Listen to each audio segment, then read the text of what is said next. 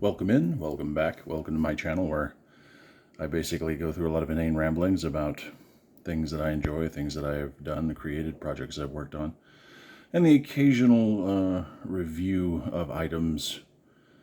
I noticed I was sort of priced out of the action figure market in the early 2000s. I'd collected a lot in the 90s, but it started being more of an issue being a completist and more of what do I actually want on my shelves.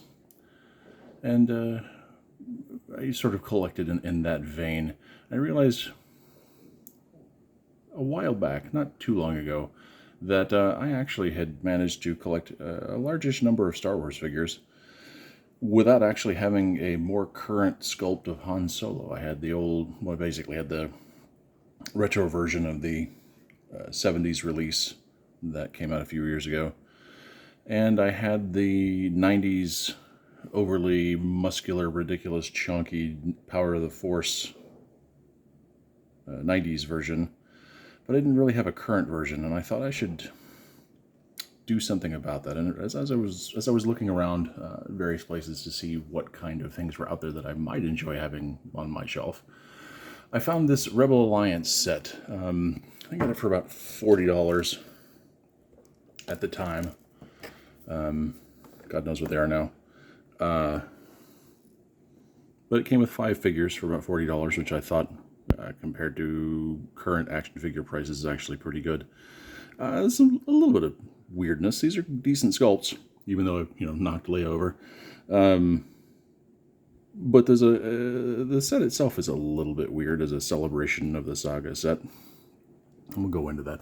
But the box art, despite the giant ring camera glare in the middle of it, shows them off pretty well. But you'll notice there's a few differences, and there's been a couple of odd choices. One of the first odd choices I thought was the series itself, which I like these figures. I like these figures quite a bit. But you'll notice we've got R2-D2, which could be from any of the movies. We've got Han and Leia clearly in their Hoth and Bespin outfits, specifically. Chewbacca could be Star Wars because his hair is slicked back, could be Empire. You never know for sure. But then if these are, let's assume these are Empire, then you've got Jedi Luke from Return, which was kind of a weird inclusion if they were going for a sort of Empire Strikes Back theme. Again, I do like this figure a lot. There aren't that many, especially at the 3 3/4 inch scale, Luke's in their final version of the outfit from Jedi. I think this is the only one I have. All the rest of them still have the Jedi over tunic. So I do like the way this looks. A little bit of a difference from the, and there always is, a little bit of difference from the actual shots they use for the hero figures, should we say, as they make the pictures to the box art, and the actual finished product. You see Han's face shrank a little bit comparatively. Still, these are not bad figures. There's a weird line where they straddle between toys that the kids can play with, and collector stuff. Like from a collector standpoint, there's not a lot of really, like, these are good sculpts, don't get me wrong, and they're 5 points of articulation, and some of them have a little more articulation than others, actually. Han does not happen to have wrist articulation, but Luke does. But interestingly, the jacket is molded, as you can see, but the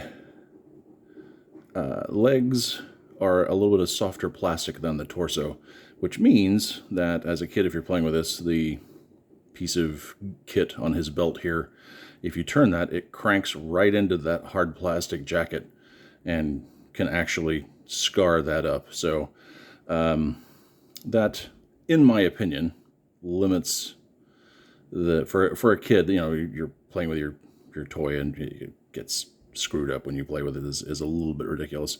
And they're not super articulated and super detailed and things of that nature, like the he started to yellow a little bit, like the Black series.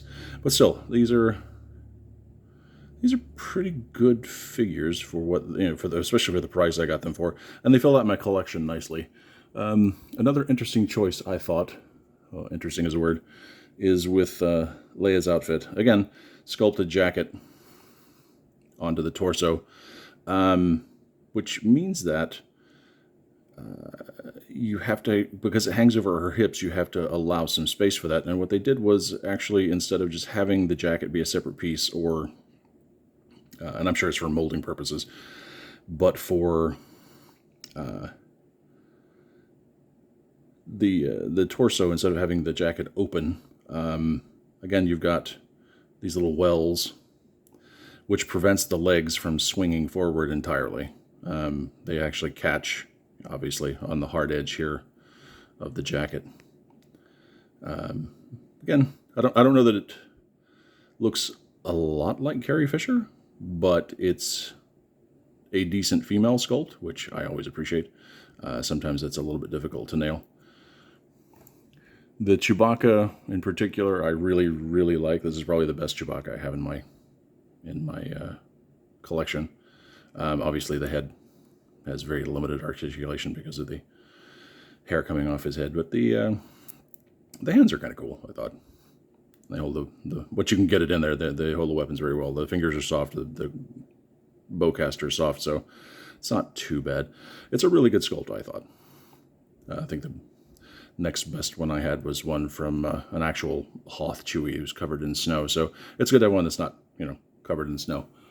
R2-D2 was interesting in that it's just kind of a basic figure, except for the little detail where he's got a tiny little, he has a tiny little arm that comes out if you don't have giant fat sausage fingers, which I don't actually have a tool to get that out of there, but basically a little extension arm. And that's why I say it's probably closer to at least Empire, if not Jedi, because, you only really saw the one R2 attachment in Star Wars itself, A New Hope, if we want to be up with the current vernacular, I suppose. It's not a bad sculpt.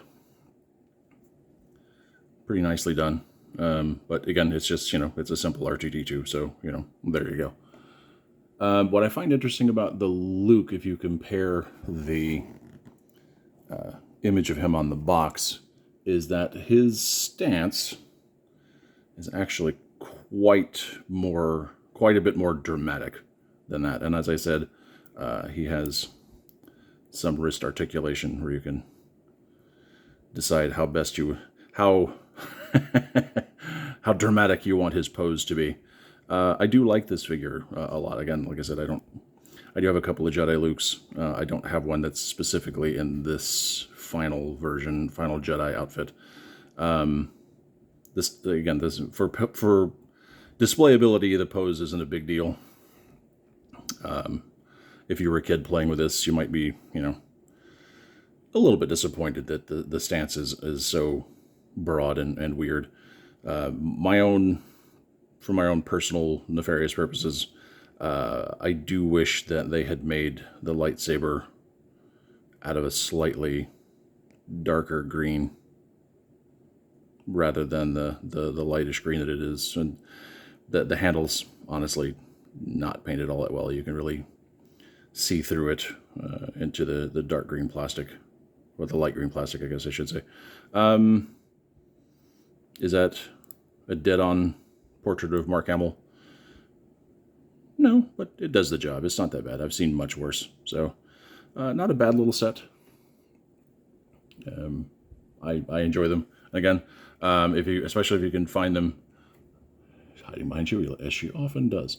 If you can find them for the price I found them for, that's going to be pretty good. Because again, $40 for 5 action figures in this current action figure market is not too bad.